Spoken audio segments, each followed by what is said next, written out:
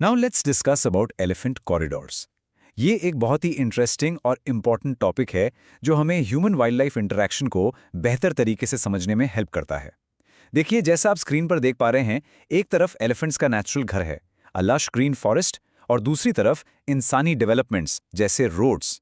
जब ये रोड्स उनके घर के बीच से निकलती हैं, तभी से असली प्रॉब्लम शुरू हो जाती है। इंडिया के मैप पर अगर हम नजर डालें तो कुछ स्टेट्स जैसे कि ओडिशा, झारखंड, वेस्ट बंगाल, आसाम और छत्तीसगढ़, ये ऐसी जगहें हैं जहां ह्यूमंस और एलिफेंट्स के बीच का कॉन्फ्लिक्ट यानी कि टकराव काफ़ी ज़्यादा बढ़ गया है। इन्हें हम कॉन्फ्लिक्ट जोन्स भी कह सकते हैं।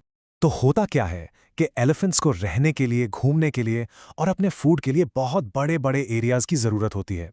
इन्हें हम वास्ट टेरिटरीज कहते हैं। पर जब उनके नेचुरल फॉरेस्ट्स यानी उनका घर छोटा होने लगता है, तो वो बेचारे फूड की तलाश में इंसानी इलाकों जैसे फार्म्स और विलेजेस में आ जाते हैं। तो यहाँ एक सीधा सा सवाल उठता है, आखिर ये कॉन्फ्लिक्ट हो ही क्यों रहा है? इसकी जड़ क्या है? इसके पीछे के असली रीजंस क्या हैं? चलिए इसको थोड़ा डिटेल में समझते हैं।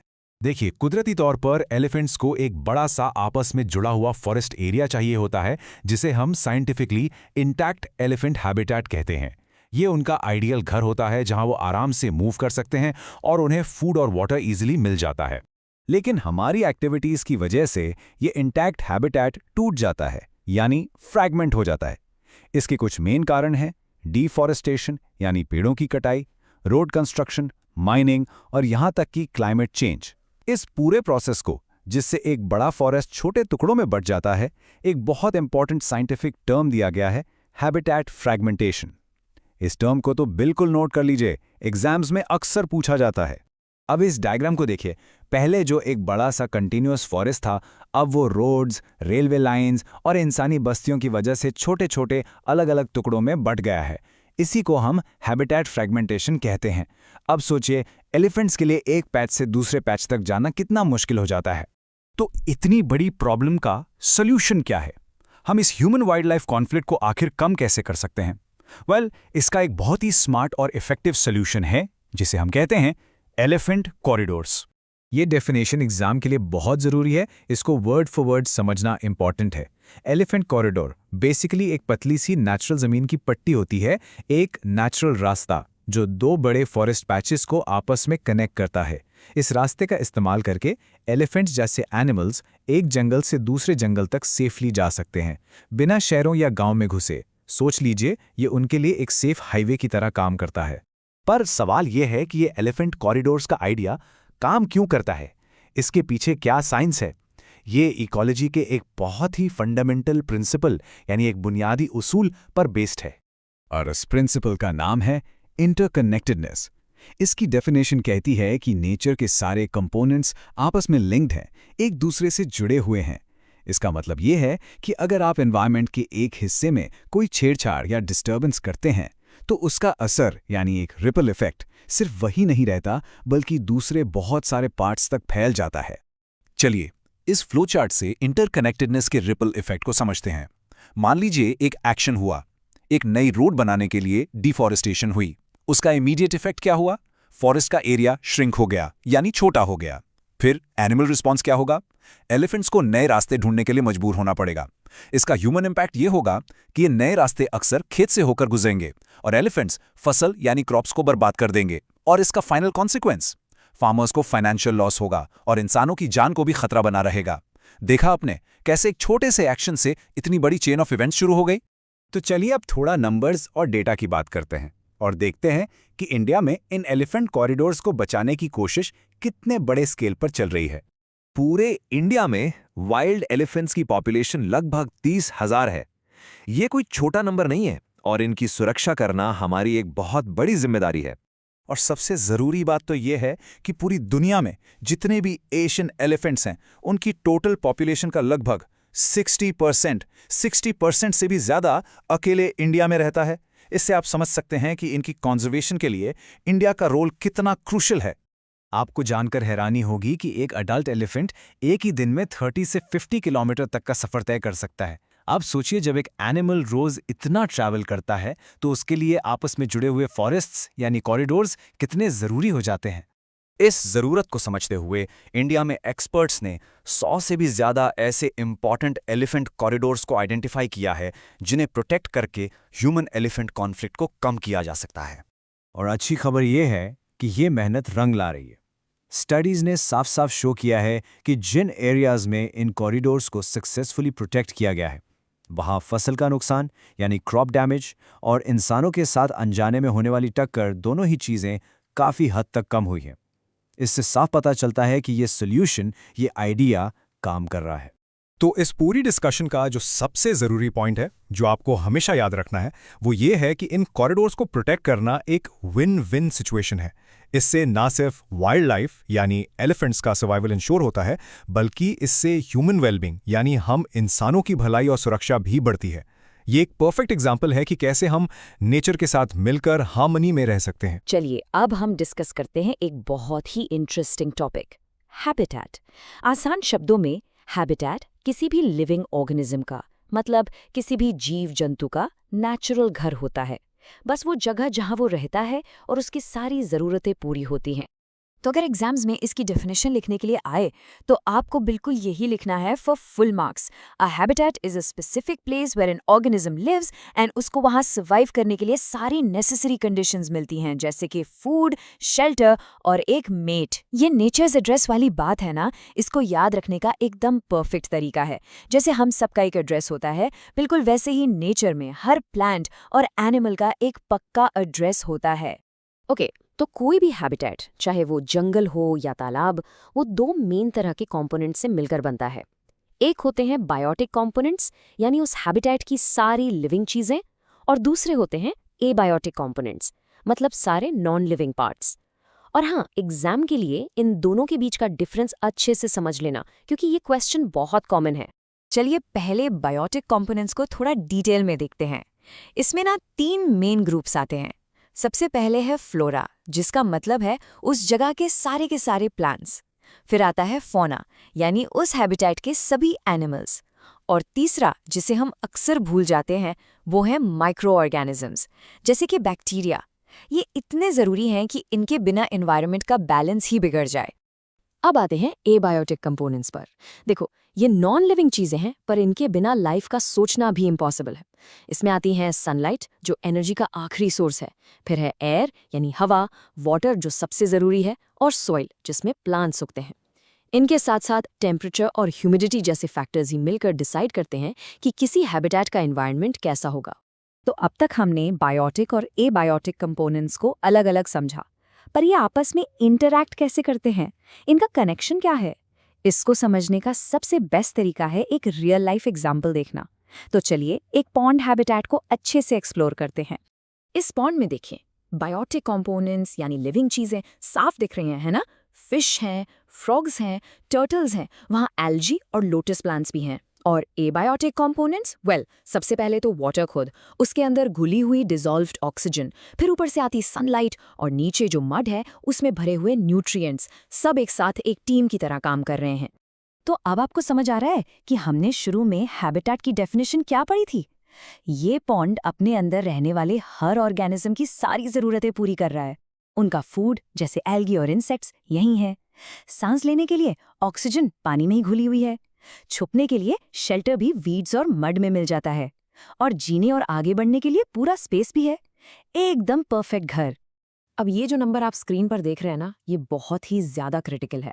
फ्रेश वाटर में एक्वाटिक लाइफ के सर्वाइव करने के लिए पानी में डिसॉल्व्ड ऑक्सीजन का लेवल 5 to 9 मिलीग्राम पर लीटर होना ही चाहिए। अगर ये लेवल थोड़ा सा भी इससे नीचे गया तो समझो उन बेचारे एनिमल्स का दम घुटने लगता है, वो स्ट्रेस में आ जाते हैं, और अगर लेवल बहुत ज़्यादा गिर गया तो उनकी डेथ भी हो सकती है। इतना डेलिकेट बैलेंस है ये। और देखिए हैबिटेट्स कितने सेंसिटिव होते हैं। सिर्फ 3 से 4 डिग्री सेल्सियस का टेम्परेचर चेंज, इतना तो हमें ठीक से महसूस भी नहीं होगा, राइट? लेकिन इतना सा बदलाव एक पूरे एक्वाटिक हैबिटेट को तबाह कर सकता है। अब आप सोच रहे होंगे कैसे? सिंपल साइंस है। जैसे जैसे पानी गर्म होता है, उसकी ऑक्सीजन को होल्ड करने की कैपेसिटी कम हो जाती है। तो टेम्परेचर बढ़ा, ऑक्सीजन घटा, और सारे लिविंग ऑर्गेनिजम्स पर खतरा बढ़ गया। तो अब हम आते हैं इस पूरे टॉपिक के सबसे इंपॉर्टेंट पॉइंट पर। ये लाइन अपने दिमाग में प्रिंट कर लो कि अगर एबायोटिक फैक्टर्स यानी नॉन लिविंग चीजें जैसे पानी, टेम्परेचर या ऑक्सीजन लेवल बदलते हैं तो बायोटिक कंपोनेंट्स यानी वहां रहने वाले लिविंग ऑर्गेनिजम्स सर्वाइव नहीं कर सकते। उनका अस्तित्व पूरी तरह से अपने नॉन लिविंग एनवायरनमेंट पर ही डिपेंडेंट है। इसीलिए ये समझना इतना ज़रूरी है कि ये जो हैबिटाट्स हैं ना, जैसे पॉन्ड्स, फॉरेस्ट्स या समंदर में कोरल रीफ्स, भले ही ये अर्थ का छोटा सा हिस्सा हो, लेकिन हमारे प्लैनेट की ज़्यादातर बायोडाइवर्सिटी यानी अलग अलग तरह के लाखों करोड़ों जीव जंतु सब इन्हीं पर डिपेंड करते हैं। इसका मतलब साफ है, एक हैबिटाट को बचाना असल में लाइफ को ही बचाना है। चलिए अब हम the architecture of living communities के बारे में डिस्कस करते हैं।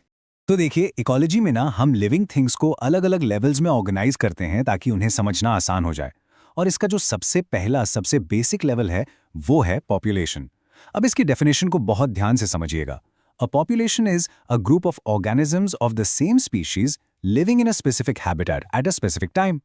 देखा, इसमें दो चीजें सबसे इंपॉर्टेंट है जिन्हें आपको हमेशा याद रखना है। एक तो सारे ऑर्गेनिजम्स सेम स्पीशीज के होने चाहिए, और दूसरा वो एक स्पेसिफिक हैबिटेट यानी एक खास जगह पर रहने चाहिए। चलिए इसको ना एक बहुत ही सिंपल से एग्जाम्पल से समझते हैं। देखिए, ये एक पॉन्ड है, राइट? अब इस पॉन्ड में जितनी भी रोहू फिश आपको दिख रही हैं वो सब मिलकर एक फिश पॉपुलेशन बनाती हैं। सिंपल। अब आप पूछेंगे क्यों? वेल, इसलिए क्योंकि ये सारी की सारी फिश एक तो सेम स्पीशीज की हैं और दूसरा उन सब का हैबिटेट यानी रहने की जगह यही एक पॉन्ड है। लेकिन ठहरिए, इस पॉन्ड में सिर्फ फिश ही नहीं है। थोड़ा ध्यान से देखिए, यहाँ पर लोटस के प्लांट्स भी हैं। तो जितने भी ये लोटस प्लांट्स हैं ना, वो सब मिलकर अपनी एक अलग लोटस पॉपुलेशन बनाते हैं। तो इससे हमें क्या समझ आया? इसका मतलब ये हुआ कि एक ही हैबिटेट में अलग अलग स्पीशीज की कई सारी पॉपुलेशंस एक साथ आराम से एग्जिस्ट कर सकती हैं। जैसे इस पॉन्ड में फिश की अपनी पॉपुलेशन है और लोटस प्लांट्स की अपनी अलग पॉपुलेशन है। तो अब एक बड़ा इंटरेस्टिंग सवाल उठता है, जब इतनी सारी डिफरेंट पॉपुलेशंस एक ही हैबिटेट में एक साथ रहती हैं तो आखिर होता क्या है? Let's find out. ओके, इसको समझने के लिए ना चलिए हम उसी पॉन्ड को स्टेप बाय स्टेप बिल्ड करते हैं। तो सबसे पहले हम शुरू करते हैं हमारी रोहू फिश की पॉपुलेशन से। ठीक है, अब फिश तो आ गई। चलिए अब इसी पॉन्ड में हम कुछ और पॉपुलेशंस को भी ऐड कर देते हैं। मान लीजिए अब यहाँ पर कुछ फ्रॉग्स भी आ गए, तो ये हो गई फ्रॉग पॉपुलेशन। और साथ ही कुछ इंसेक्ट्स भी हैं, तो उनकी भी अपनी पॉपुलेशंस हैं। और फाइनली जब हम इसमें प्लांट पॉपुलेशंस जैसे हमारे लोटस प्लांट्स को भी जोड़ देते हैं, तो अब देखिए ये सारी different populations, fish, frogs, insects, plants, ये सब एक साथ रह रही हैं और एक दूसरे से इंटरैक्ट कर रही हैं, राइट? तो ये सब मिलकर इकोलॉजी का अगला लेवल बनाती हैं और इसी लेवल को हम कहते हैं कम्युनिटी। तो एग्जाम के लिए यही है कम्युनिटी की एग्जैक्ट डेफिनेशन। इसे अच्छे से याद कर लीजिए। A community is a collection of different populations living together and interacting in the same habitat। बिल्कुल वैसा ही जैसा हमारे पॉन्ड के एग्जाम्पल में हुआ। वहाँ फिश, फ्रॉग्स, इंसेक्ट्स और प्लांट्स ये सब अलग अलग पॉपुलेशंस थीं, लेकिन क्योंकि वो सब एक ही जगह पर रहकर एक दूसरे से इंटरैक्ट कर रही थीं, इसलिए वो सब मिलकर एक पॉन्ड कम्युनिटी बना रही थीं। लेकिन आपके मन में एक सवाल आ सकता है कि आखिर इतनी सारी अलग अलग पॉपुलेशंस की ज़रूरत ही क्या है? मतलब ये डाइवर्सिटी इतनी इंपॉर्टेंट क्यों है? ऐसा क्यों नहीं हो सकता कि किसी हैबिटेट में बस एक ही टाइप के ऑर्गेनिजम्स रहें? चलिए इसको समझने के लिए एक सिचुएशन इमेजिन करते हैं। सोच के देखिए, एक ऐसा पॉन्ड जिसमें सिर्फ और सिर्फ बड़ी बड़ी प्रेडेटरी फिश हैं, बस, और वहाँ कुछ भी नहीं है। तो सोचिए क्या होगा? वेल, सबसे पहले तो वो सारी फिश पॉन्ड में जो भी थोड़ा बहुत खाना होगा उसे बहुत जल्दी से खाकर खत्म कर देंगी। फिर क्या? जब कोई फूड बचेगा ही नहीं तो वो बेचारी खुद ही भूख से मरने लगेंगी। They would literally die of starvation. और इसका रिजल्ट पूरा का पूरा सिस्टम कोलैप्स कर जाएगा, खत्म। तो यहाँ आप क्लियरली दोनों सिचुएशंस को कंपेयर कर सकते हैं। एक तरफ है एक बैलेंस्ड कम्युनिटी। यहाँ क्या होता है? यहाँ बहुत सारी डाइवर्स पॉपुलेशंस होती हैं। इनके बीच कंपटीशन भी होता है, कोऑपरेशन भी होता है और इससे एक स्टेबल फूड वेब बनता है। लेकिन दूसरी तरफ है एक अनबैलेंस्ड कम्युनिटी। यहाँ पर बस एक ही पॉपुलेशन डोमिनेट करती है, जिसकी वजह से फूड सोर्सेज बहुत जल्दी डिप्लीट हो जाते हैं और एंड में पूरा सिस्टम कोलैप्स हो जाता है। तो अब आप समझ गए होंगे कि बैलेंस के लिए डाइवर्सिटी कितनी एब्सोल्युटली क्रूशियल है। और ये जो बैलेंस का प्रिंसिपल है ना, ये सिर्फ पॉन्ड जैसे छोटे कम्युनिटीज तक ही लिमिटेड नहीं है। ये हर कम्युनिटी पर अप्लाई होता है, चाहे वो कितनी भी छोटी हो या कितनी भी बड़ी। फॉर एग्जाम्पल, एक घने जंगल की कम्युनिटी को लीजिए। एक फॉरेस्ट कम्युनिटी में तो हजारों, लिटरली हजारों अलग अलग इंटरैक्टिंग पॉपुलेशंस हो सकती हैं। और जब हम पॉपुलेशंस की बात करते हैं तो इसमें सब कुछ आ जाता है। जंगल के बड़े बड़े मैमल से लेकर जमीन के अंदर मिट्टी में रहने वाले सबसे छोटे माइक्रोस्कोपिक बैक्टीरिया तक, ये सभी एक दूसरे पर डिपेंडेंट है, एक दूसरे के बिना सरवाइव नहीं कर सकते। और आपको पता है इसका स्केल कितना बड़ा है? ये जानकर आप लिटरली शॉक हो जाएंगे।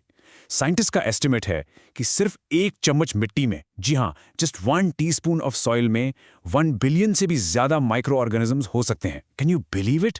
सोचकर देखिए, इतनी सारी लाइफ उस मिट्टी में है जिसे हम अपनी नंगी आंखों से देख तक नहीं पाते। तो लाइफ की इसी अनोखी वैरायटी के लिए, इस विराट विविधता के लिए एक बहुत ही इंपॉर्टेंट साइंटिफिक टर्म यूज होता है जिसे कहते हैं बायोडाइवर्सिटी।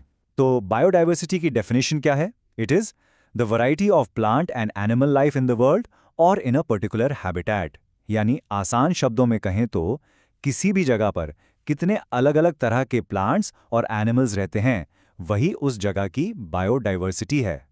और अब इस पूरे टॉपिक का सबसे इंपॉर्टेंट टेक अवे, ये एक साइंटिफिक लॉ की तरह है जिसे आपको हमेशा याद रखना है। Biodiversity increases ecosystem stability. इसका सीधा सा मतलब ये है कि जिन कम्युनिटीज में जितनी ज्यादा स्पीशीज होंगी, यानी जितनी ज्यादा बायोडाइवर्सिटी होगी, वो उतनी ही ज्यादा स्टेबल होंगे। ऐसी कम्युनिटीज बीमारियों से और एनवायरनमेंट में आने वाले चेंजेस से कहीं बेहतर तरीके से लड़ पाती हैं। इन शॉर्ट, वो ज्यादा स्ट्रांग और रिजिलियंट होती हैं। चलिए अब हम डिस्कस करते हैं इनडायरेक्ट इकोलॉजिकल इन्फ्लुएंस के बारे में।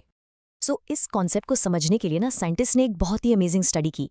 उन्होंने क्या किया, बस 2 पॉन्ड्स ले लिए, सिंपल। पॉन्ड ए जिसमें मछलियां थी और पॉन्ड बी उसमें कोई फिश नहीं थी। फिर उन्होंने देखा कि चलो देखते हैं इन पॉन्ड्स के आसपास जो प्लांट्स हैं उन पर क्या असर पड़ता है। और यू नो व्हाट, जो रिजल्ट निकला वो बिल्कुल सरप्राइजिंग था। जिस पॉन्ड में फिश थी वहां के प्लांट्स एकदम हेल्दी थे, ढेर सारे फूल और सीड्स दे रहे थे। पर जहां फिश नहीं थी ना, वहां के प्लांट्स बेचारे स्ट्रगल कर रहे थे। तो सवाल यह है कि ऐसा हुआ क्यों, राइट? चलिए पहले उस पॉन्ड की स्टोरी देखते हैं जिसमें फिश नहीं थी। तो पानी के अंदर आपको पता है ड्रैगन फ्लाई के छोटे छोटे लार्वे रहते हैं। अब सोचो इस पानी में उन्हें खाने वाला कोई है ही नहीं, कोई प्रेडेटर नहीं, तो क्या होगा? ऑफ कोर्स इन लार्वे की पॉपुलेशन एकदम तेजी से बढ़ने लगी। उन्हें रोकने टोकने वाला कोई था ही नहीं। और फिर क्या होता है, यही सारे लार्वे जब बड़े हो जाते हैं, मैच्योर होते हैं, तो वो पानी से बाहर आते हैं और बन जाते हैं अडल्ट ड्रैगन फ्लाइज। अब आप खुद सोचिए, जब लार्वे इतने सारे होंगे तो ऑब्वियसली अडल्ट ड्रैगन फ्लाइज की पॉपुलेशन तो बिल्कुल एक्सप्लोड कर जाएगी। इमेजिन कीजिए आसमान में जहां देखो वहां सिर्फ ड्रैगन फ्लाइज ही ड्रैगन फ्लाइज। ओके, तो अब स्टोरी पानी से निकलकर जमीन पर आ जाती है। देखो, ये जो इतनी सारी ड्रैगन फ्लाइज हैं, इनको भी तो भूख लगती है, उन्हें भी फूड चाहिए। तो वो क्या करती हैं, अपने आसपास के छोटे छोटे इंसेक्ट्स का शिकार करने लगती हैं। और उनका फेवरेट टारगेट कौन होता है? बेचारे पॉलिनेटर्स, जैसे कि बीज और बटरफ्लाइज। तो ये ड्रैगन फ्लाइज झुंड में इन बीज और बटरफ्लाइज को पकड़कर खाना शुरू कर देती हैं। अब इसका सीधा असर, इसका डायरेक्ट इम्पैक्ट पड़ा पास के प्लांट्स पर। देखो, पॉलिनेटर्स का काम क्या है? सिंपल, फूलों में पॉलिनेशन करना, जिससे सीड्स बनते हैं, राइट? लेकिन जब ड्रैगन फ्लाइज ने लगभग सारे पॉलिनेटर्स को ही खा लिया, तो बेचारे फूलों में पॉलिनेशन ठीक से हो ही नहीं पाया। और इसका रिजल्ट, वो प्लांट्स बहुत ही कम सीड्स बना पाए और उनकी ग्रोथ बस रुक सी गई। चलो अब वापस चलते हैं अपने पहले पॉन्ड के पास, पॉन्ड ए। याद है, जिसमें फिश थी? तो वहां क्या हो रहा था? वेल, वहां सीन बिल्कुल अलग था। यहां पानी के अंदर जो फिश थी वो इन ड्रैगन फ्लाई लार्वा को खा जाती थी।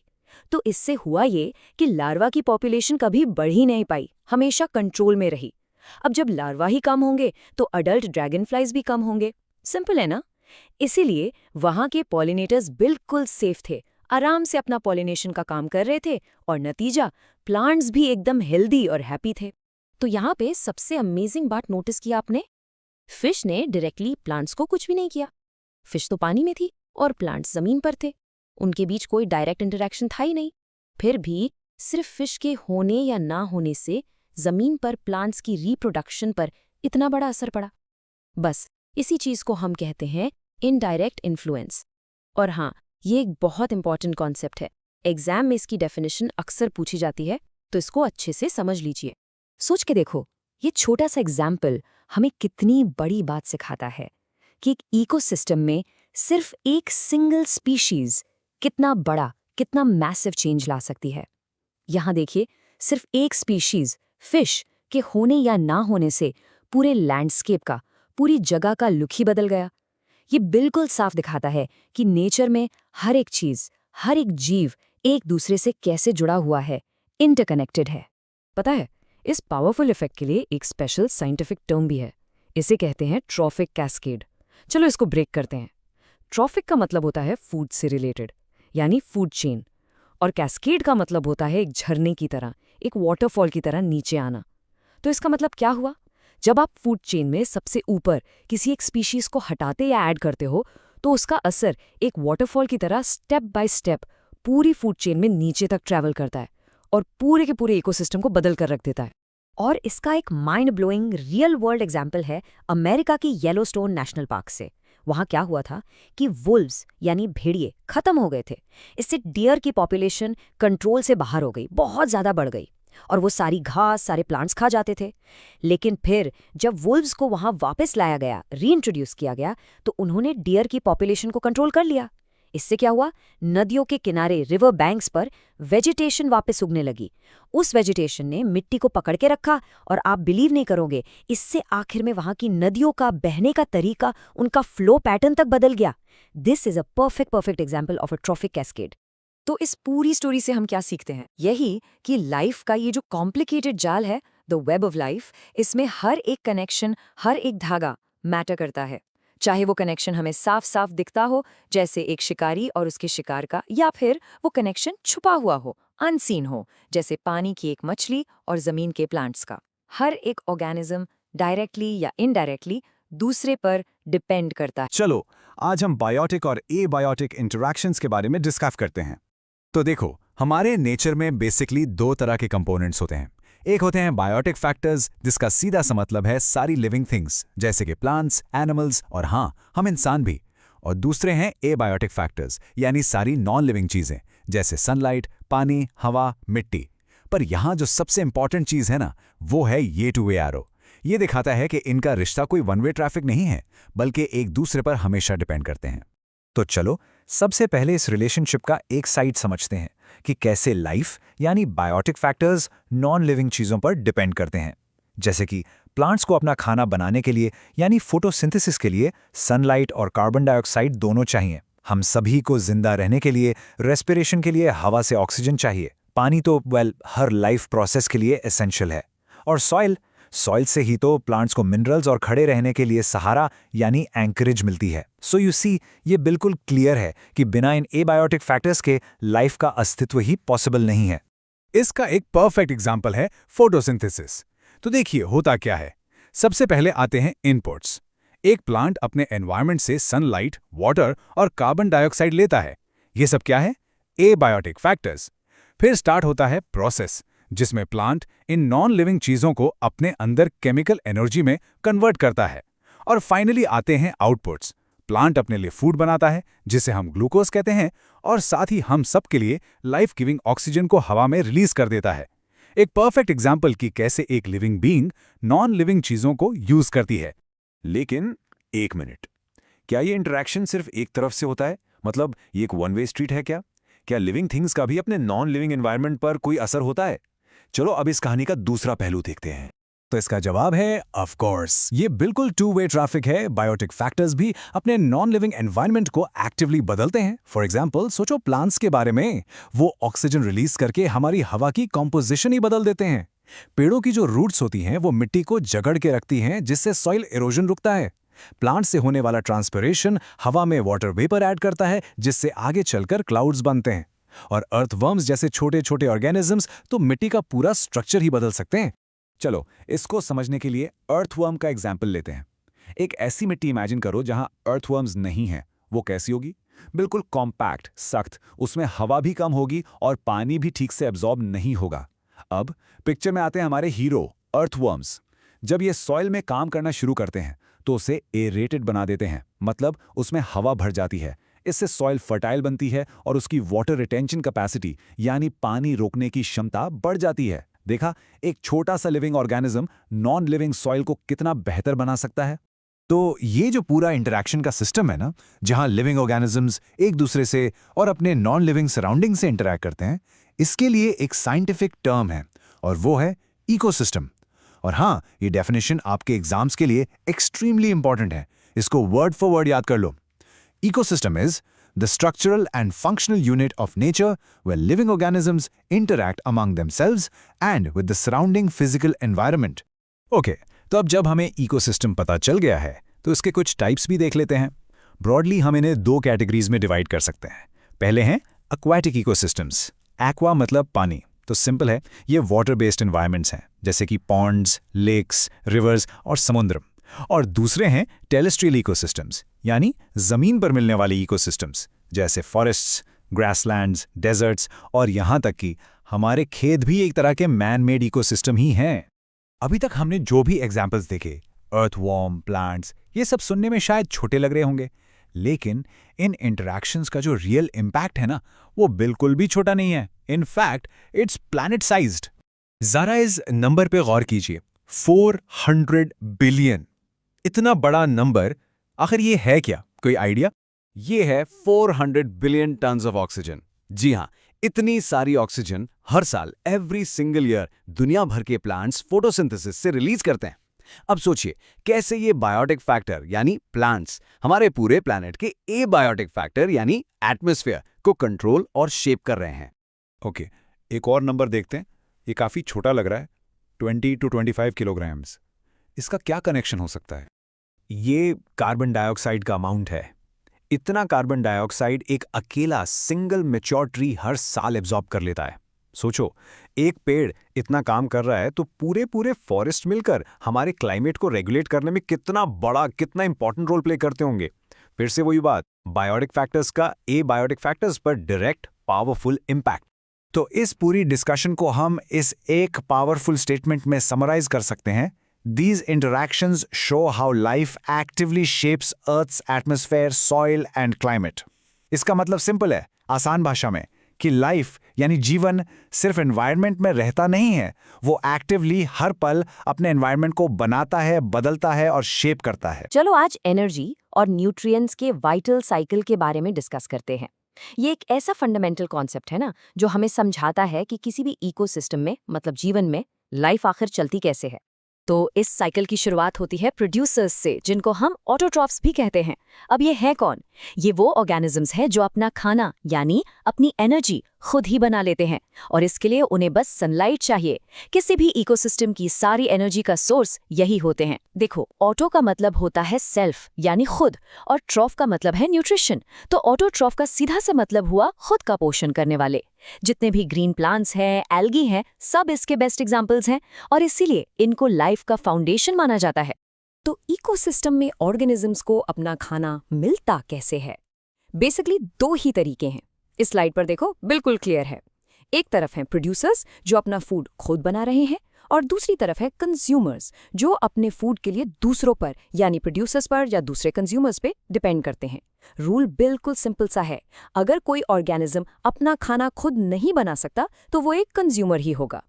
अच्छा, अब कंज्यूमर्स को ना थोड़ा डिटेल में समझते हैं। इनका दूसरा नाम है हेट्रोट्रॉफ्स। ये वो सारे ऑर्गेनिजम्स हैं जो एनर्जी के लिए दूसरे लिविंग थिंग्स पर डिपेंड करते हैं। अब ये क्या खाते हैं, इसके बेसिस पर इनके अलग अलग टाइप्स होते हैं। ये टॉपिक एग्जाम के लिए बहुत ज़्यादा इंपॉर्टेंट है, इसलिए इसके टाइप्स को बिल्कुल ध्यान से समझना। तो कंज्यूमर्स का पहला टाइप है हर्बीवोर्स। ये वो एनिमल्स हैं जो सिर्फ और सिर्फ प्लांट्स खाते हैं। सिंपल है, हर्बी वर्ड का मतलब ही प्लांट्स रिलेटेड होता है। जैसे कि आप इस पिक्चर में साफ साफ देख सकते हैं, एक डियर आराम से पत्ते खा रहा है। डियर हो गया, ग्रास हॉपर हो गया, ये सब इसके बहुत कॉमन एग्जाम्पल्स हैं। चलो अब अगले टाइप पर चलते हैं। ये है कार्निवोर्स। यहाँ कार्निवोर का मतलब होता है मीट या फ्लैश। तो ये वो कंज्यूमर्स हैं जो दूसरे एनिमल्स को खाकर अपना पेट भरते हैं, जैसे कि ये लेपर्ड या ये फ्रॉग। ये फूड चेन में हंटर्स का रोल प्ले करते हैं। और थर्ड टाइप है ओमनीवर्स। यहाँ ओमनी का मतलब है ऑल यानी सब कुछ। तो ये वो कंज्यूमर्स हैं जो प्लांट्स भी खाते हैं और एनिमल्स भी। बेसिकली जो मिल जाए वो खा लेते हैं।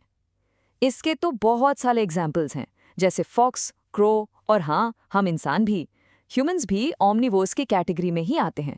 अच्छा, अब एक बहुत ज़रूरी सवाल, ये सारे प्रोड्यूसर्स और कंज्यूमर्स जब मर जाते हैं तब उनका क्या होता है? और उनके जो वेस्ट प्रोडक्ट्स हैं उनका क्या? कभी सोचा है, अगर ये सब चीज़ें बस ऐसे ही पड़े रहती तो हमारी अर्थ का क्या हाल होता? इस सवाल का जवाब है डीकंपोजर्स। इन्हें सैप्रोट्रोफ्स भी कहते हैं। ये मेनली बैक्टीरिया और फंजाई जैसे माइक्रो ऑर्गेनिजम्स होते हैं। इनका काम है मरे हुए ऑर्गेनिजम्स और वेस्ट प्रोडक्ट्स को ब्रेक डाउन करना। अब ब्रेक डाउन का मतलब है कॉम्प्लेक्स चीज़ों को सिंपल सब्सटेंसेस में तोड़ देना। इसीलिए तो इन्हें नेचर्स क्लीनअप क्रू कहा जाता है। और ये जो पूरा प्रोसेस है ना, इसको हम डीकम्पोजिशन कहते हैं। इमेजिन करो एक ऐसी दुनिया जहां डीकम्पोजर्स है ही नहीं। क्या होगा वहां? सारे डेड प्लांट्स, एनिमल्स और उनका वेस्ट सब बस इकट्ठा होता जाएगा सालों साल। पूरी धरती कचरे के ढेर से भर जाएगी, बिल्कुल इस इमेज की तरह। और सारे ज़रूरी न्यूट्रिएंट्स उन डेड बॉडीज़ में हमेशा के लिए लॉक हो जाएंगे। और अब देखो ये एक ऐसी दुनिया जहां डीकम्पोजर्स अपना काम अच्छे से कर रहे हैं। वो सारे वेस्ट को ब्रेक डाउन करके सॉइल को रिच और फर्टाइल बना देते हैं। कितना हेल्दी और साफ सुथरा एनवायरनमेंट है जहां से नई लाइफ, नए प्लांट्स आराम से उग सकते हैं। तो डीकम्पोजिशन सिर्फ सफाई का काम नहीं है, इसका सबसे इम्पॉर्टेंट रोल है the great nutrient return. Decomposers क्या करते हैं? वो डेड मैटर से वाइटल न्यूट्रिएंट्स जैसे कि नाइट्रोजन और फॉस्फोरस को निकालकर वापस सॉइल में डाल देते हैं। ये न्यूट्रिएंट्स प्लांट्स के लिए बिल्डिंग ब्लॉक्स की तरह हैं।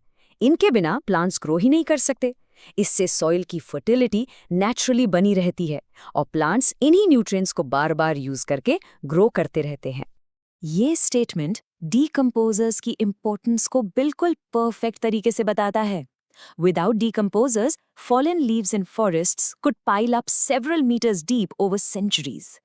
सोचो, अगर सदियों तक सिर्फ पत्ते गिरते रहते और डीकम्पोज ना होते तो जंगल में कई मीटर ऊंचे ढेर लग जाते और चलने की जगह भी नहीं बचती। चलो अब एनर्जी फ्लो की बात करते हैं। जब एक ऑर्गेनिज्म दूसरे को खाता है तो क्या उसकी सारी एनर्जी ट्रांसफर हो जाती है? बिल्कुल नहीं। यहाँ एक बहुत ही इंपॉर्टेंट रूल काम करता है, द एनर्जी ट्रांसफर रूल, जिसे हम 10% रूल भी कहते हैं। इस नंबर को हमेशा याद रखना। पर सोचने वाली बात यह है कि अगर सिर्फ 10% एनर्जी ही आगे जाती है तो बाकी की 90% जाती कहाँ है? ये पिरामिड्स रूल को अच्छे से समझाता है। मान लो प्रोड्यूसर्स के पास 100% एनर्जी है। जब हर्बोवोर्स उन्हें खाएंगे तो उन्हें सिर्फ इसका 10% ही मिलेगा। बाकी की 90% एनर्जी उस प्लांट ने अपनी लाइफ के प्रोसेसेस जैसे रेस्पिरेशन में यूज़ कर ली या फिर हीट के फॉर्म में एनवायरनमेंट में लूज हो गई। फिर जब कार्निवोर्स एंड हर्बोवोर्स को खाते हैं तो उन्हें उस 10% का भी 10% यानी सिर्फ 1% एनर्जी मिलती है। और टॉप कार्निवोर्स तक तो पहुंचते पहुंचते सिर्फ 0.1% बचती है। एनर्जी हर लेवल पर इतनी तेज़ी से कम होती जाती है कि इसी वजह से फूड चेन ज़्यादातर शॉर्ट होती हैं, 4 या 5 लेवल से ज़्यादा लंबी नहीं हो पाती। और ये फाइनल डायग्राम इस पूरी कहानी को एक साथ दिखाता है। यहाँ एक चीज़ नोट करना बहुत ही ज़रूरी है, एनर्जी का फ्लो हमेशा वन वे होता है। वो सन से आती है, प्रोड्यूसर्स से कंज्यूमर्स तक जाती है और हर स्टेप पर कम होती जाती है। लेकिन न्यूट्रिएंट्स का फ्लो एक साइकिल है। वो डेड ऑर्गेनिज्म से डीकम्पोजर्स के थ्रू वापस सॉइल में जाते हैं, जहाँ से प्रोड्यूसर्स उन्हें फिर से यूज़ कर लेते हैं। ये एक कंटिन्यूअस लूप है, एक वाइटल साइकिल जो नेचर में बिना रुके हमेशा चलता रहता है। चलो अब डिस्कस करते हैं एक बहुत ही interesting topic, dynamics of energy flow and ecosystem stability.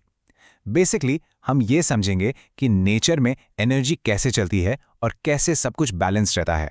तो देखो, किसी भी इकोसिस्टम का ना सबसे सिंपल सा रूल होता है, हु ईट्स हुम, यानी सीधा साधा हिसाब कि कौन किसको खा रहा है। जैसे यहां देखो, ये ग्रास हॉपर आराम से ग्रास खा रहा है अपनी एनर्जी के लिए। और पता है, ये जो सिंपल सीधी लाइन वाला सीक्वेंस है ना, हु ईट्स हुम का, इसी को हम कहते हैं फूड चेन। सिंपल है। अब फूड चेन बस यही दिखाती है कि एनर्जी और न्यूट्रिएंट्स एक ऑर्गेनिज्म से दूसरे में कैसे जाते हैं। हाँ, एक बात जरूर याद रखना एग्जाम के लिए, जब इसकी डेफिनेशन लिखोगे ना तो लीनियर सीक्वेंस कीवर्ड जरूर यूज करना, बहुत इंपॉर्टेंट है। तो चलो इस लीनियर सीक्वेंस का एक मस्त सा एग्जाम्पल देखते हैं। कहानी शुरू होती है ग्रास से। ग्रास को कौन खाता है? ये रहा ग्रास हॉपर। अब इस ग्रास हॉपर को एक फ्रॉग ने अपना लंच बना लिया और फिर इस फ्रॉग का शिकार कर लिया एक स्नेक ने, और एंड में इस स्नेक को भी पकड़ लिया एक ईगल ने। देखा आपने, एनर्जी का ट्रांसफर बिल्कुल एक सीधी लाइन में हो रहा है। अब देखो, इस फूड चेन में जो हर एक स्टेप है ना, उसको एक स्पेशल नाम दिया गया है, ट्रोफिक लेवल। तो सबसे पहले लेवल 1 पर हमेशा आते हैं प्रोड्यूसर्स। ये कौन होते हैं? सिंपल प्लांट्स जो सनलाइट से अपना खाना खुद बनाते हैं। फिर लेवल 2 पर आते हैं प्राइमरी कंज्यूमर्स, बेसिकली हर्बीवोर्स जो इन प्लांट्स को खाते हैं।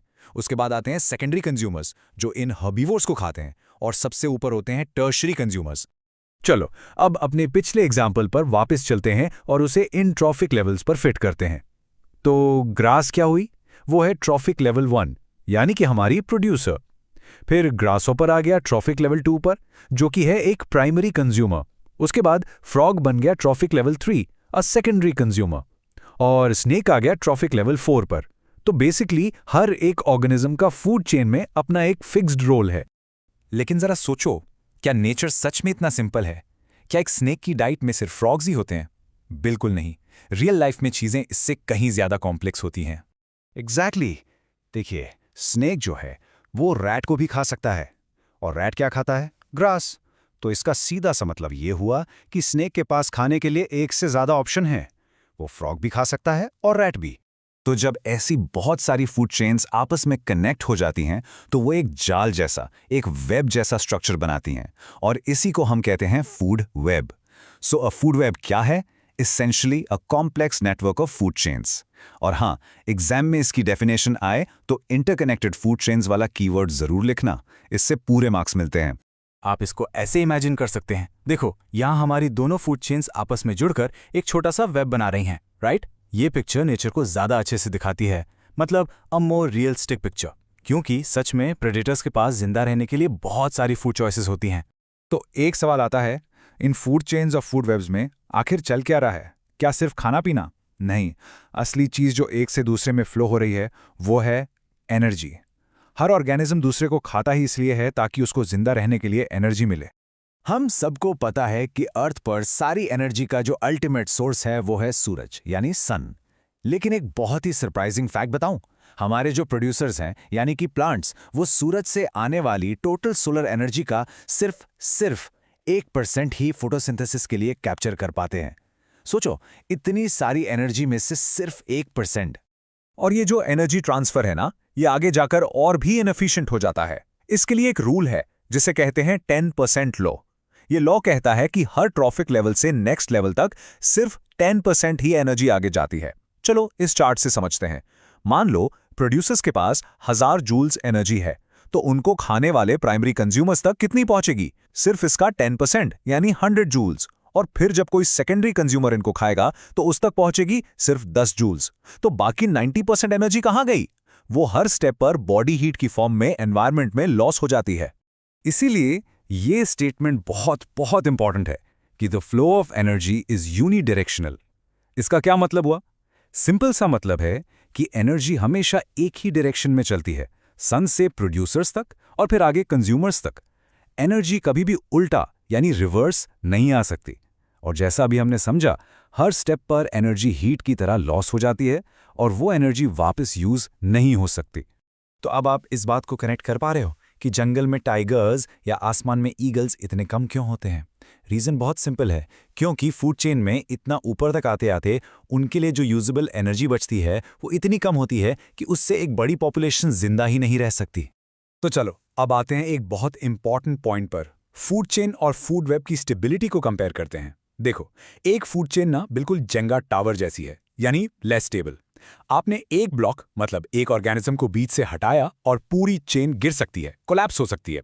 लेकिन दूसरी तरफ एक फूड वेब एक मकड़ी के जाले की तरह मोर स्टेबल होता है। अगर एक धागा टूट भी गया तो पूरा जाल नहीं गिरता, स्ट्रक्चर बना रहता है। ये डिफरेंस समझना एग्जाम्स के लिए सुपर इंपॉर्टेंट है। तो फूड वेब में ये एक्स्ट्रा स्टेबिलिटी आती कहां से है? ये आती है मल्टीपल फूड ऑप्शन से। एक सिंपल सा एग्जांपल लेते हैं। मान लो किसी वजह से सारे फ्रॉग्स मर गए, तो क्या होगा? अगर सिर्फ फूड चेन होती तो स्नेक भी भूखा मर जाता। लेकिन फूड वेब में स्नेक के पास दूसरा ऑप्शन है, वो रैट्स को खाकर सर्वाइव कर सकता है। इससे ना तो स्नेक की पॉपुलेशन खत्म होगी और ना ही पूरे इकोसिस्टम का बैलेंस बिगड़ेगा। और यही है एक स्टेबल फूड वेब की असली पावर। तो चलिए अब डिस्कस करते हैं the perpetual cycle of decomposition. कभी सोचा है आपने कि जब एक पत्ती पेड़ से गिरती है या कोई जानवर मर जाता है तो वो आखिर जाता कहाँ है? चलो पता लगाते हैं। देखो, नेचर का ना एक गोल्डन रूल है। यहाँ कुछ भी कभी भी वेस्ट नहीं होता, बस उसका फॉर्म यानी रूप बदल जाता है। बिल्कुल एक कैटरपिलर की तरह। ऐसा लगता है कि कैटरपिलर खत्म हो गया, बट नहीं, वो तो एक खूबसूरत बटरफ्लाई में ट्रांसफॉर्म हो जाता है। ठीक वैसे ही एक गिरी हुई पत्ती या एक डेड ऑर्गेनिज्म का एंड एक्चुअली एक नई लाइफ की शुरुआत होती है। It's simply transformed. तो ये मैजिकल ट्रांसफॉर्मेशन करता कौन है? इस पूरे प्रोसेस के पीछे जो साइलेंट हीरोज हैं वो हैं डीकंपोजर्स। अब ये जो डेफिनेशन आप स्क्रीन पे देख रहे हैं, ये एग्जाम्स के लिए सुपर इंपॉर्टेंट है, इसको अच्छे से नोट कर लेना। डीकंपोजर्स वो माइक्रोस्कोपिक यानी बहुत ही छोटे ऑर्गेनिजम्स हैं, जैसे फंगाई और बैक्टीरिया, जो डेड ऑर्गेनिक मैटर को ब्रेक डाउन करके सिंपल सब्सटेंसेज में कन्वर्ट कर देते हैं। अरे, आपने ब्रेड पर जो ग्रीन व्हाइट मोल्ड लग जाती है वो देखिए ना, बस that is a perfect real life example of decomposers in action. Okay, so nature की इस क्लीन अप ड्यूटी में डिकम्पोजर्स अकेले नहीं हैं। उनकी हेल्प करते हैं स्कैवेंजर्स जैसे वल्चर्स और क्रोज। लेकिन इन दोनों में एक बड़ा डिफरेंस है। जैसा आप स्क्रीन पर देख सकते हैं, डिकम्पोजर्स होते हैं माइक्रोस्कोपिक, इतने छोटे कि दिखते भी नहीं, और वो मैटर को केमिकली ब्रेक डाउन करते हैं। जबकि स्कैवेंजर्स होते हैं मैक्रोस्कोपिक यानी बड़े बड़े, जो डायरेक्टली डेड एनिमल्स को खाते हैं। बाय द वे, एक फन फैक्ट बताऊं, वल्चर्स का स्टमक एसिड इतना पावरफुल होता है कि वो सड़ी हुई फ्लैश को भी आराम से डाइजेस्ट कर सकते हैं बिना बीमार पड़े। Amazing, right? Now this is really cool. Fungi का जो काम करने का स्टाइल है ना, वो बिल्कुल अलग है। देखो, हम लोग पहले खाना खाते हैं, फिर हमारी बॉडी उसको अंदर डाइजेस्ट करती है, बट फंगी ये अपना खाना अपनी बॉडी के बाहर ही डाइजेस्ट कर लेते हैं। सबसे पहले वो डेड मैटर से अटैच हो जाते हैं, फिर वो पावरफुल एंजाइम्स रिलीज करते हैं जो उस मैटर को बाहर ही पिघलाकर एक लिक्विड सूप बना देते हैं, और फाइनली उस लिक्विड फूड से सारे जरूरी न्यूट्रिएंट्स को स्लर्प एब्जॉर्ब कर लेते हैं। It's literally like eating without a mouth. So fungi को नेचर का सबसे एफिशिएंट रिसाइक्लर क्यों कहते हैं? इसका रीजन है उनकी सुपर पावर। वो वुड जैसे सुपर टफ मटेरियल्स को भी ब्रेक डाउन कर सकते हैं। पता है वुड इतना टफ क्यों होता है? एक सब्सटेंस की वजह से, जिसका नाम है लिग्निन। आप लिग्निन को ना प्लांट वर्ल्ड का सीमेंट या उसका स्केलेटन समझ लो, और इस सुपर टफ लिग्निन को तोड़ने की ताकत सिर्फ फंगाई जैसे डीकंपोजर्स के पास ही है। अच्छा, तो जब ये सारा डीकंपोजिशन का प्रोसेस कंप्लीट हो जाता है, तब एक बहुत ही वैल्यूएबल चीज बनती है। उसे हम कहते हैं ह्यूमस। ह्यूमस वो डार्क रिच ऑर्गेनिक मटेरियल है जो मिट्टी को यानी सॉइल को सुपर फर्टाइल बना देता है। किसान तो इसे काला सोना या ब्लैक गोल्ड भी कहते हैं, क्योंकि ये न्यूट्रिएंट्स से इतना भरा होता है। ये ना सिर्फ प्लांट्स को न्यूट्रिशन देता है, बल्कि सॉइल को एक स्पंज जैसा बना देता है जो पानी को होल्ड कर सके और सॉइल इरोजन को भी रोकता है। और ये देखिए, यहाँ पूरा न्यूट्रिएंट साइकिल कितने अच्छे से दिखाया गया है। चलो स्क्रीन पर मेरे साथ इस साइकिल को ट्रेस करते हैं।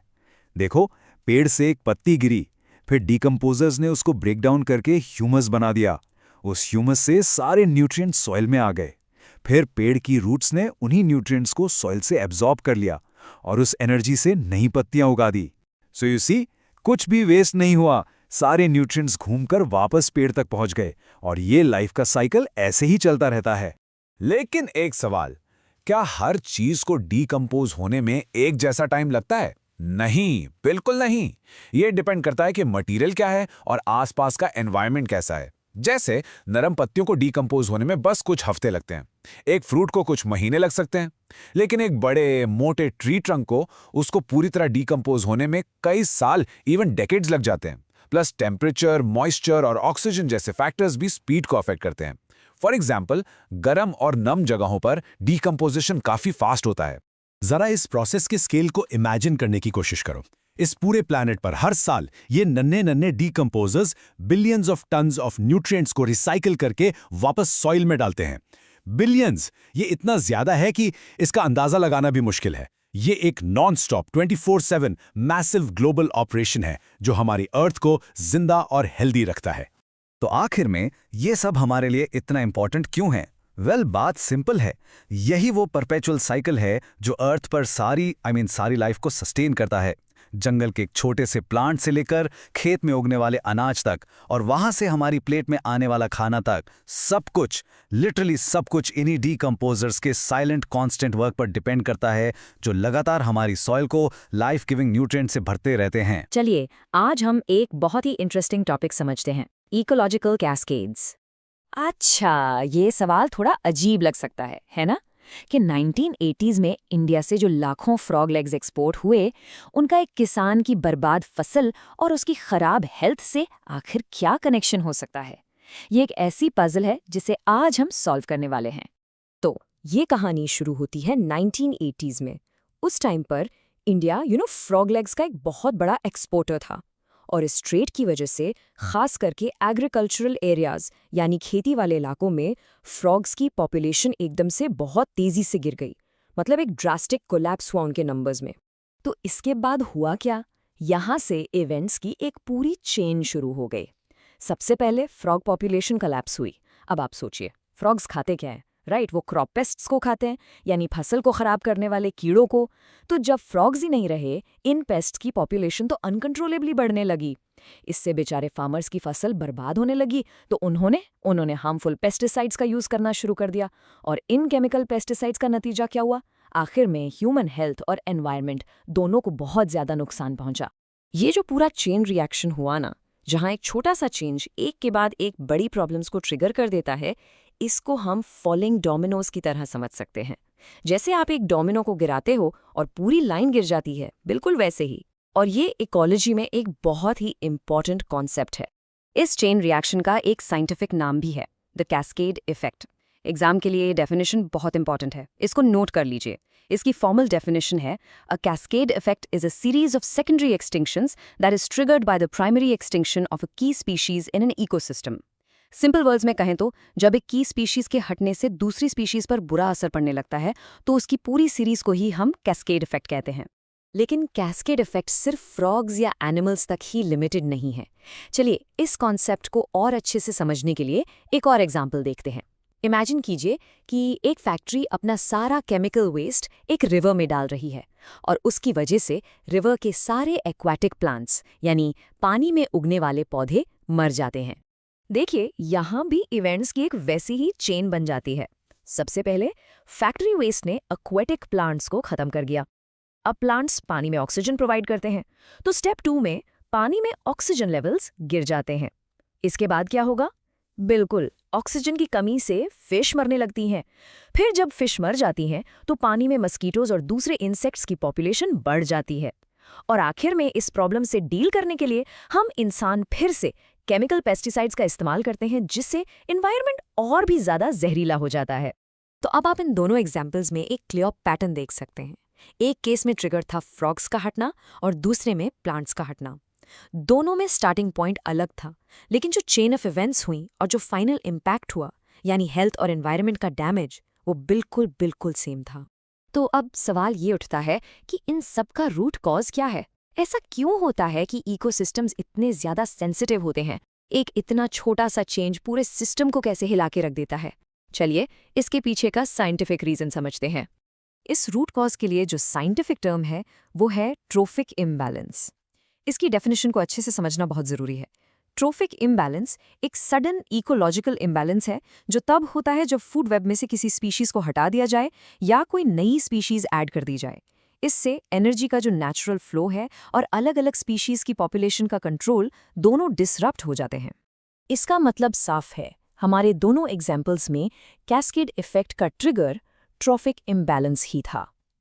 जब हमने फ्रॉग्स जो पेस्ट्स के प्रेडेटर हैं या प्लांट्स जो ऑक्सीजन के प्रोड्यूसर हैं को हटाया, तो हमने फूड वेब की एक बहुत ही क्रिटिकल लिंक को तोड़ दिया। और जब फूड वेब की कोई भी लिंक टूटती है, तो पूरा का पूरा सिस्टम अनस्टेबल हो जाता है। इससे हमें सबसे इम्पॉर्टेंट लेसन ये मिलता है कि हर इकोसिस्टम एक बहुत ही डेलिकेट और इंटरकनेक्टेड वेब जैसा है, एक नाजुक जाल की तरह। एक छोटा सा हार्मलेस लगने वाला डिस्टर्बेंस भी बहुत सरप्राइजिंग और लॉन्ग टर्म एनवायरमेंटल कॉन्सिक्वेंसेस ला सकता है। थैंकफुली फ्रॉग्स की स्टोरी का एंड ठीक हुआ। इवेंचुअली फ्रॉग ट्रेड पर बैन लगा दिया गया ताकि इकोलॉजिकल बैलेंस को फिर से रिस्टोर किया जा सके। तो चलिए अब हम सिम्बायोटिक रिलेशनशिप्स के बारे में डिस्कस करते हैं। नेचर में कोई भी लिविंग थिंग, कोई भी ऑर्गेनिज्म बिल्कुल अकेला नहीं रहता।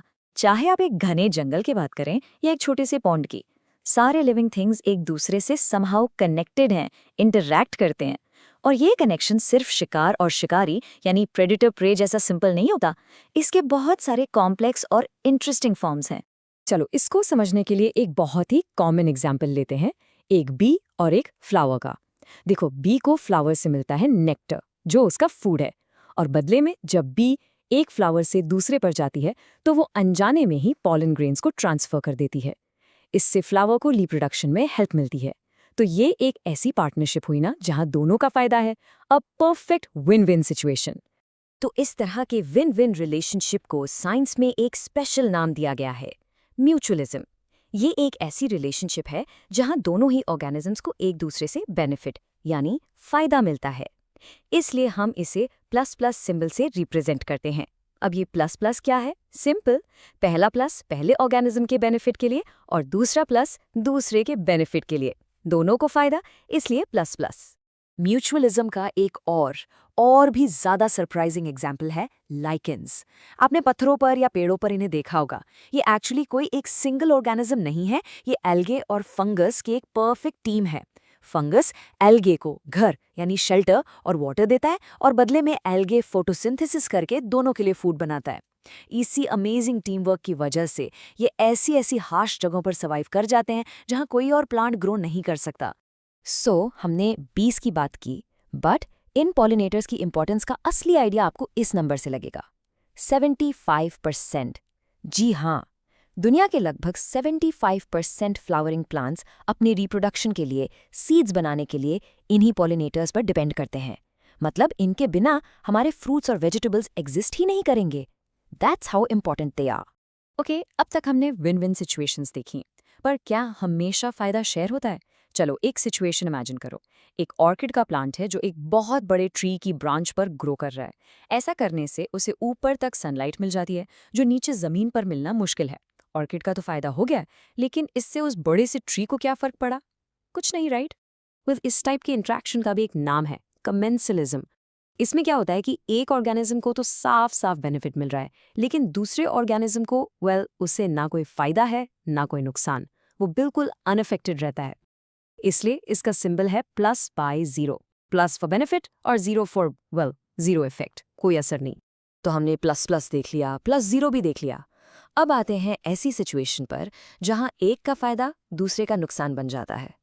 इसका एक क्लासिक एग्जाम्पल है एक टिक, जो एक डॉग की स्किन पर रहकर उसका ब्लड सक करता है। यहाँ टिक को तो फूड मिल रहा है, उसका तो फायदा हो रहा है, लेकिन डॉग को, उसको तो सीधा सीधा हार्म हो रहा है, वो बीमार भी पड़ सकता है। ऐसी वन साइडेड हार्मफुल रिलेशनशिप को हम बोलते हैं पैरासिटिज्म। यहाँ 2 इंपॉर्टेंट टर्म्स हैं जो आपको एग्जाम के लिए याद रखने हैं। जो ऑर्गेनिज्म फायदा उठा रहा है वो कहलाता है पैरासाइट, और जिसका नुकसान हो रहा है वो बेचारा है होस्ट।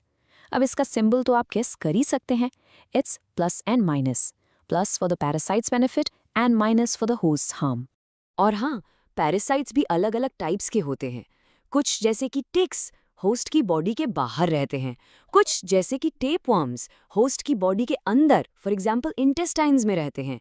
बट वेट, सबसे सरप्राइजिंग बात यह है कि प्लांट्स भी पैरासाइट्स हो सकते हैं। जी हाँ, कस्क्यूटा, जिसे हम अमर बेल भी कहते हैं, एक ऐसा ही प्लांट है जो दूसरे प्लांट्स पर पूरी तरह से लिपटकर उनके सारे न्यूट्रिएंट्स चुरा लेता है। और आपको ये जानकर हैरानी होगी कि ये कस्कटा प्लांट कितनी तेजी से ग्रो करता है। It can grow several centimetres in a single day, एक दिन में। सोचो कितनी जल्दी अपने होस्ट प्लांट को पूरी तरह कवर करके उसे कमजोर बना देता होगा। ऑल राइट, सो अब एक बिल्कुल अलग तरह के इंटरेक्शन की बात करते हैं। अब तक की स्टोरी में या तो फायदा हो रहा था या नुकसान, पर तब क्या होता है जब सभी एक ही लिमिटेड चीज के लिए आपस में स्ट्रगल कर रहे हो। जैसे एक डेंस फॉरेस्ट में सभी ट्रीज को सनलाइट चाहिए, लेकिन वो तो लिमिटेड है, तो उनके बीच क्या होगा? इस इंटरेक्शन को हम कहते हैं कॉम्पिटिशन। ये तब होता है जब ऑर्गेनिजम्स सेम लिमिटेड रिसोर्सेज जैसे फूड, वाटर या स्पेस के लिए आपस में फाइट करते हैं, और इस फाइट में जीतता कोई नहीं है। दोनों ही साइड्स को नुकसान होता है, क्योंकि उनकी एनर्जी और रिसोर्सेज इस स्ट्रगल में वेस्ट हो जाते हैं। इसलिए इसका सिंबल है -, यानी माइनस, क्योंकि दोनों ही नेगेटिवली अफेक्ट होते हैं। ओके, चलो एक क्विक रिवीजन करते हैं। ये टेबल जो आप स्क्रीन पर देख रहे हो एग्जाम पॉइंट ऑफ व्यू से सुपर इंपॉर्टेंट है, इसको दिमाग में फिट कर लो। म्यूचुअलिज्म ++, दोनों का फायदा। कमेंसलिज्म +0, एक का फायदा दूसरे को नो इफेक्ट। पैरासाइटिज्म +-, एक का फायदा दूसरे का नुकसान। और आखिर में कंपटीशन माइनस माइनस दोनों का नुकसान। इन सिंबल्स को इनके एग्जाम्पल्स के साथ याद रखना बहुत ज़रूरी है। अब एक बहुत ही गहरा सवाल सोचते हैं। हमने पैरासिटिज्म और कंपटीशन को नेगेटिव इंटरैक्शंस कहा, पर क्या नेचर में कुछ भी सच में बुरा या नेगेटिव होता है, या इनका भी कोई हिडन पॉजिटिव रोल हो सकता है? इस सवाल का जवाब ढूंढने में हमारी हेल्प की एक बहुत ही famous Indian biologist A.J.T. Johnson ने। उन्होंने ढोले यानी वाइल्ड डॉग्स और डियर के बीच की प्रेडेटर प्रे रिलेशनशिप को बहुत गहराई से स्टडी किया और उन्हें एक बहुत ही सरप्राइजिंग सच का पता चला। उनकी रिसर्च ने ये प्रूव किया कि प्रेडेटर्स इकोसिस्टम के लिए विलन नहीं बल्कि मैनेजर हैं। कैसे? पहली बात, वो हमेशा प्रे पॉपुलेशन में से सबसे कमजोर या बीमार एनिमल्स का शिकार करते हैं। इससे पूरी पॉपुलेशन हेल्दी और स्ट्रांग बनी रहती है। और दूसरी बात, वो प्रे के पॉपुलेशन को कंट्रोल में रखते हैं। सोचो, अगर प्रेडेटर्स ना हो तो डियर की पॉपुलेशन इतनी बढ़ जाएंगी कि वो सारी घास और पौधे खा जाएंगे, जिससे पूरे फॉरेस्ट का बैलेंस ही बिगड़ जाएगा। So the big takeaway is कि नेचर में हर एक इंटरैक्शन, चाहे वो हमें पॉजिटिव लगे या नेगेटिव, एक बहुत ही इंपॉर्टेंट रोल प्ले करता है। ये सभी इंटरैक्शंस आपस में मिलकर ही इस नेचर के डेलिकेट बैलेंस को बनाए रखते हैं और पूरे इकोसिस्टम को हेल्दी और जिंदा रखते हैं। नाउ लेट्स डिस्कस अबाउट हमारे गार्डियन इकोसिस्टम्स, यानी वो इकोसिस्टम्स जो एक गार्ड की तरह, एक रक्षक की तरह हमेशा हमें प्रोटेक्ट करते हैं। तो आपने कभी सोचा है कि कुछ जंगल सिर्फ लकड़ी देने के लिए नहीं होते? सच तो ये है कि वो हमारी ढाल, हमारा शील्ड बन जाते हैं। और इसके पीछे एक बहुत ही इंटरेस्टिंग कॉन्सेप्ट है जिसे हम कहते हैं इकोसिस्टम सर्विसेज। चलिए इसको थोड़ा और डिटेल में समझते हैं कि आखिर ये है क्या। तो ये इकोसिस्टम सर्विसेज आखिर हैं क्या? बिल्कुल सिंपल शब्दों में कहें तो ये है नेचर्स फ्री गिफ्ट्स। मतलब वो सारे बेनिफिट्स जो हम इंसानों को, आपको, हमको नेचुरल एनवायरनमेंट से बिल्कुल फ्री में मिलते हैं। और सच पूछो तो इनके बिना हमारा आराम से जीना ऑलमोस्ट इम्पॉसिबल है। अच्छा, इन इकोसिस्टम सर्विसेज को ना हम आराम से समझने के लिए 3 मेन टाइप्स में डिवाइड कर सकते हैं। सबसे पहला है प्रोविजनिंग। जैसा नाम से ही पता चल रहा है, इसमें वो सारी चीज़ें आती हैं जो इकोसिस्टम हमें प्रोवाइड करता है, जैसे फूड, वाटर, टिम्बर, यहाँ तक कि मेडिसिन्स भी। फिर आता है रेगुलेटिंग। इसमें नेचर हमारे लिए प्रोसेसेस को रेगुलेट करती है। सोचो, क्लाइमेट को कंट्रोल करना, फ्लड को रोकना या पानी को साफ करना, वाटर प्यूरिफिकेशन। और जो तीसरा टाइप है वो है कल्चरल। इसमें नॉन मटीरियल बेनिफिट्स हैं, जैसे घूमने फिरने के लिए टूरिज्म, मन की शांति के लिए स्पिरिचुअल वैल्यू या फिर रिक्रिएशन। अब इस पूरे कॉन्सेप्ट को और भी अच्छे से फील करने के लिए चलो इंडिया के एक सबसे क्रिटिकल गार्डियन, यानी एक असली रक्षक की बात करते हैं, द सुंदरबंस। सुंदरबंस के बारे में कुछ बातें तो आपको बिल्कुल पता होनी चाहिए। पहली, ये दुनिया का सबसे बड़ा मैंग्रोव फॉरेस्ट है। सोचो, सबसे बड़ा। दूसरी, ये गंगा और ब्रह्मपुत्र रिवर्स के डेल्टा पर लोकेटेड है। और तीसरी, इसकी इंपॉर्टेंस इतनी ज्यादा है कि इसको यूनेस्को ने वर्ल्ड हेरिटेज साइट का दर्जा दिया है। अब सवाल ये है कि मैंग्रोव्स इतने स्पेशल होते क्यों हैं? देखो, जहां मैंग्रोव्स होते हैं ना, उनकी जो रूट्स है ना, वो सॉइल को जाल की तरह मजबूती से पकड़ लेती है। इससे सॉइल स्टेबल रहती है और वहां रिच बायोडाइवर्सिटी, मतलब तरह तरह के जीव जंतु रहते हैं। लेकिन जहां मैंग्रोव्स नहीं होते, वहां सॉइल बिल्कुल लूज हो जाती है, पानी के साथ आराम से बह जाती है और जमीन बंजर हो जाती है। वहां का कोस्टलाइन इरोजन के लिए बहुत वल्नरेबल हो जाता है। और बात यहीं खत्म नहीं होती। सुंदरबंस का ये जो घना फॉरेस्ट है ना, ये एक नेचुरल शील्ड, एक प्राकृतिक ढाल की तरह काम करता है। समुंदर से आने वाले बड़े बड़े डेवास्टेटिंग साइक्लोन्स और सुनामी से ये हमें बचाता है। और ये कोई छोटी मोटी बात नहीं है, पता है कितना? पूरा 60 to 70%। जरा सोचिए, इसका मतलब है कि समुंदर से जो तबाही मचाने वाली लहरें आती हैं, उनकी ताकत आधे से भी ज्यादा कम हो जाती है। जस्ट इमेजिन, इंडियन बंगाल के लिए ये कितना बड़ा प्रोटेक्शन है।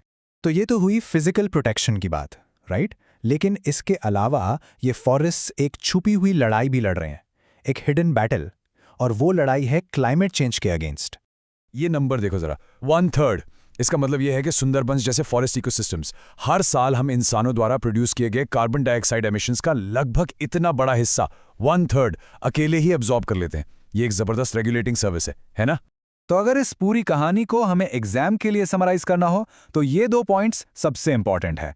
पहला, मैंग्रोव रूट्स सॉइल को बांध कर रखते हैं जिससे कोस्टल इरोजन नहीं होता। और दूसरा, ये घना फॉरेस्ट एक शील्ड की तरह हमें प्रोटेक्ट करता है। सिंपल। लेकिन एक दुख की बात है, इतना पावरफुल गार्डियन होने के बाद भी आज ये बहुत सीरियस थ्रेट्स फेस कर रहा है। हमारे इन नेचुरल प्रोटेक्टर्स को ही हमसे खतरा है। ये थ्रेट्स क्या क्या हैं? देखिए, डिफॉरेस्टेशन यानी टिम्बर और जमीन के लालच में पेड़ों को काटना, पोल्यूशन जिसमें फैक्ट्री से निकला कचरा और प्लास्टिक वेस्ट इस पूरे इकोसिस्टम को बर्बाद कर रहा है। फिर है पोचिंग, रॉयल बंगाल टाइगर जैसे अनमोल जानवरों का इल्लीगल शिकार, और आखिर में इन्वेसिव स्पीशीज यानी बाहर से लाए गए प्लांट्स और एनिमल्स जो यहाँ के नेचुरल बैलेंस को ही बिगाड़ रहे हैं। तो अब इतनी सारी प्रॉब्लम्स हैं, तो सवाल उठता है कि हम इन नेचुरल ट्रेजर्स को, इन अनमोल खजानों को प्रोटेक्ट कैसे करें? कोई तो सोल्यूशन होगा। बिल्कुल है। इसका सोल्यूशन है गवर्नमेंट द्वारा एस्टैब्लिश किए गए प्रोटेक्टेड एरियाज। ये एक ऑफिशियल कंजर्वेशन स्ट्रैटेजी है जो ऐसे इंपॉर्टेंट इकोसिस्टम्स को बचाने के लिए बनाई गई है। तो ये जो प्रोटेक्टेड एरियाज है ना, इनको समझने के लिए हम 3 मेन टाइप्स में देखते हैं। सबसे पहले आते हैं नेशनल पार्क्स। यहाँ सब कुछ बहुत स्ट्रिक्ट होता है, वाइल्ड लाइफ और बायोडाइवर्सिटी के लिए कंप्लीटली रिजर्व्ड, मतलब ह्यूमन एक्टिविटी ना के बराबर, हाईली रिस्ट्रिक्टेड। फिर आते हैं वाइल्ड लाइफ सैंक्चुरीज। यहाँ मेन फोकस वाइल्ड एनिमल्स पर होता है, प्रोटेक्शन उनको दी जाती है, पर हाँ, कुछ हद तक ह्यूमन एक्टिविटीज अलाउड हो सकती हैं। और फाइनली तीसरे नंबर पर हैं बायोस्फीयर रिजर्व्स। ये तो बहुत ही बड़े बड़े एरियाज होते हैं। यहाँ सिर्फ जानवर या पेड़ नहीं, पूरे के पूरे इकोसिस्टम को बचाया जाता है, और पता है, वहाँ रहने वाले लोगों को भी इसका हिस्सा माना जाता है। चलिए, इनके कुछ फेमस एग्जाम्पल्स भी देख लेते हैं जिससे आपको हमेशा याद रहे। नेशनल पार्क की बात करें तो जिम कॉर्बेट और मानस का नाम आता है, जहां टाइगर और राइनोसोरस को प्रोटेक्ट किया जाता है। वाइल्ड लाइफ सैंक्चुरी का एक बहुत फेमस एग्जाम्पल है पेरियर, जो एलिफेंट्स और टाइगर्स के लिए जाना जाता है। और बायोस्फीयर रिजर्व का बेस्ट एग्जाम्पल है नीलगिरी, जहां नीलगिरी तार और लायन टेल्ड मैकैक जैसे रेयर स्पीशीज को प्रोटेक्ट किया जाता है। और आपको ये जानकर अच्छा लगेगा कि हमारी कंट्री के कॉन्जर्वेशन एफर्ट्स का स्केल काफी बड़ा है। इंडिया में 100 से भी ज्यादा नेशनल पार्क्स हैं, और इसके साथ ही 550 से भी ज्यादा वाइल्ड लाइफ सैंक्चुरीज हैं। सोचिए, ये सब मिलकर एक बहुत बड़ा नेटवर्क बनाते हैं जो हमारी प्रेशियस बायोडाइवर्सिटी को प्रोटेक्ट करने के लिए जरूरी है। तो आखिर में सबसे इंपॉर्टेंट बात जो हमें हमेशा याद रखनी है वो ये है कि इन इकोसिस्टम्स को प्रोटेक्ट करना ये सिर्फ पेड़ों और जानवरों को बचाना नहीं है। असल में ये हमें खुद को बचाना है, क्योंकि हमारा अपना सर्वाइवल इन्हीं इकोसिस्टम सर्विसेज पर डिपेंड करता है। Now let's discuss about sustainable agriculture. तो चलो सबसे पहले 2 तरह के इकोसिस्टम्स को समझते हैं। एक होता है हमारा नेचुरल इकोसिस्टम, जैसे एक जंगल, राइट?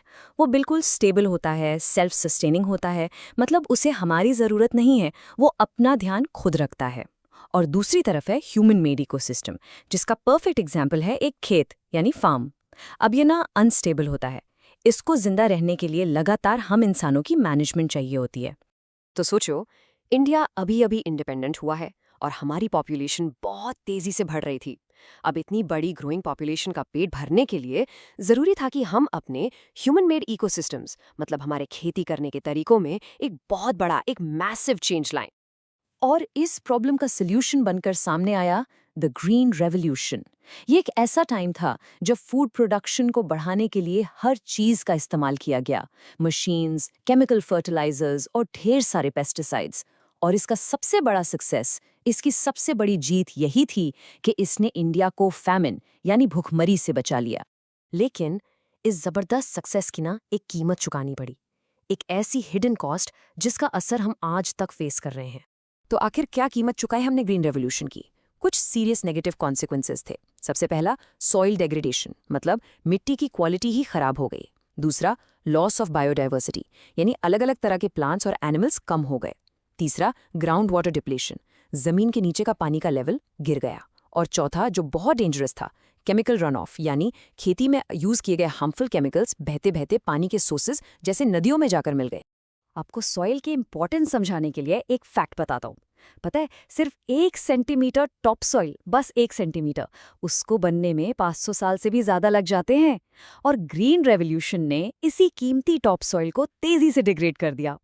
याद रखो, टॉप सॉइल एक नॉन रीन्यूएबल रिसोर्स है, इसे बहुत बहुत केयरफुली यूज करना चाहिए। तो इन सब प्रॉब्लम्स को देखकर सबसे बड़ा सवाल यही उठता है कि भाई, हम नेचर को नुकसान पहुंचाए बिना खाना कैसे उगाएं? क्या कोई ऐसा तरीका है जिससे हमारी फूड सिक्योरिटी भी बनी रहे और हमारा एनवायरनमेंट भी सेफ रहे? और हाँ, इस सवाल का जवाब है सस्टेनेबल एग्रीकल्चर। अब ये डेफिनेशन, इसको ध्यान से सुनो और समझो, एग्जाम के लिए बहुत इंपॉर्टेंट है। सस्टेनेबल एग्रीकल्चर एक ऐसा फार्मिंग सिस्टम है जो नेचर की नकल करता है। It mimics nature. इसका एम क्या है? फूड प्रोड्यूस करना, लेकिन साथ साथ इकोलॉजिकल बैलेंस बनाए रखना और मिट्टी की फर्टिलिटी को लॉन्ग टर्म के लिए मेंटेन करना। अच्छा, तो सस्टेनेबल एग्रीकल्चर को प्रैक्टिकल लाइफ में कैसे लाएं? इसके लिए हम नेचर के साथ मिलकर काम करते हैं। इसके 3 मेन प्रैक्टिकल मेथड्स हैं। पहला, ऑर्गेनिक फार्मिंग, दूसरा क्रॉप रोटेशन और तीसरा बायोलॉजिकल पेस्ट कंट्रोल। चलिए अब एक एक करके इनको डिटेल में समझते हैं। तो फर्स्ट मेथड है ऑर्गेनिक फार्मिंग। इसमें सिंपल सा कॉन्सेप्ट है, हम सिंथेटिक केमिकल फर्टिलाइजर्स का इस्तेमाल बिल्कुल नहीं करते। उसकी जगह हम नेचुरल इनपुट्स यूज करते हैं, जैसे कंपोस्ट हो गया या एनिमल मैन्योर यानी गोबर। इससे होता क्या है? सॉइल की हेल्थ नेचुरली इंप्रूव होती है और मिट्टी जिंदा रहती है। और ये जिंदा मिट्टी का क्या मतलब है? एक अमेजिंग फैक्ट सुनो, अगर आप एक हेल्दी ऑर्गेनिक सॉइल का सिर्फ 1 ग्राम उठाओ तो उसमें आपको 1 मिलियन से भी ज्यादा बेनिफिशियल माइक्रोब्स मिल सकते हैं। सोचो, यही माइक्रोब्स तो सॉइल को फर्टाइल बनाते हैं, और जो केमिकल फार्मिंग है वो इन्हीं जरूरी माइक्रोब्स को मार देती है। ओके, अब आते हैं सेकेंड मेथड पर, क्रॉप रोटेशन। इसका कॉन्सेप्ट बड़ा सिंपल है, एक ही खेत में बार बार साल दर साल एक ही फसल नहीं उगानी है। मान लो पहले साल आपने क्रॉप ए लगाया जिसने मिट्टी से कुछ स्पेसिफिक न्यूट्रिएंट्स ले लिए, तो अगले साल आप क्रॉप बी लगाओगे जिसको अलग तरह के न्यूट्रिएंट्स चाहिए। और फिर आप लेग्यूम्स लगाओगे जैसे दाल की फसल, जो क्या करती है, वो सॉइल में नाइट्रोजन वापस फिक्स कर देती है। तो इस पूरे प्रोसेस से सॉइल अपने आप नेचुरली रिचार्ज हो जाती है। अब तीसरा मेथड है पेस्ट कंट्रोल, यानी कीड़े मकोड़ों से फसल को बचाना। इसके ना 2 तरीके हैं। एक है केमिकल मेथड, जिसमें हम पेस्टिसाइड्स और जहर छिड़कते हैं। इसकी प्रॉब्लम ये है कि ये हार्मफुल पेस्ट के साथ साथ हमारे दोस्तों बेनिफिशियल इंसेक्ट्स जैसे अर्थवर्म्स और बीज को भी मार देता है, और सॉइल और पानी को पोल्यूट करता है, वो अलग। इसके ऑपोजिट एक बेटर ऑप्शन है बायोलॉजिकल मेथड। इसमें हम नेचर की ही हेल्प लेते हैं। हम नेचुरल प्रेडेटर्स जैसे लेडी बग्स को यूज करते हैं पेस्ट को कंट्रोल करने के लिए। स्मार्ट है ना? और ये पूरी तरह से पोल्यूशन फ्री अप्रोच है। तो अब जब हमने ये सारे आइडियाज समझे, ऑर्गेनिक फार्मिंग, क्रॉप रोटेशन, तो एक सवाल मन में आता है, क्या ये सब कोई नए मॉडर्न कॉन्सेप्ट्स है या फिर हम इनके बारे में पहले से ही हमेशा से जानते थे? एक्चुअली इसका जवाब बड़ा इंटरेस्टिंग है। ये सारी नॉलेज हमारी एंशिएंट हेरिटेज, हमारी विरासत का हिस्सा है।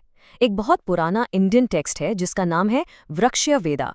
इसका मतलब होता है the science of plant life. और आपको जानकर हैरानी होगी कि इस टेक्स्ट में ये सारे मेथड्स पहले से ही लिखे हुए हैं। फॉर एग्जाम्पल, वृक्षयुर्वेदा में एक लिक्विड ऑर्गेनिक फर्टिलाइजर की पूरी रेसिपी दी हुई है जिसका नाम है कुनापा जला। ये एनिमल वेस्ट, जड़ी बूटियों और दूसरे नेचुरल इंग्रेडिएंट्स से बनाया जाता था, सॉइल को नरिश करने के लिए, उसको ताकत देने के लिए। तो ये इस बात का पक्का प्रूफ है कि ऑर्गेनिक फार्मिंग कोई नया कॉन्सेप्ट नहीं है, बल्कि हमारी एंशिएंट विजडम, हमारे पुरखों के ज्ञान का ही एक हिस्सा है। तो आखिर में हम ये कह सकते हैं कि सस्टेनेबल एग्रीकल्चर कोई नई खोज या इन्वेंशन नहीं है। ये असल में अपनी ही एंशिएंट विजडम की तरफ वापस लौटना है। एक ऐसा रास्ता जिससे हम अपने खेत और अपना खुद का फ्यूचर दोनों को हेल्दी और सिक्योर बना सकते हैं।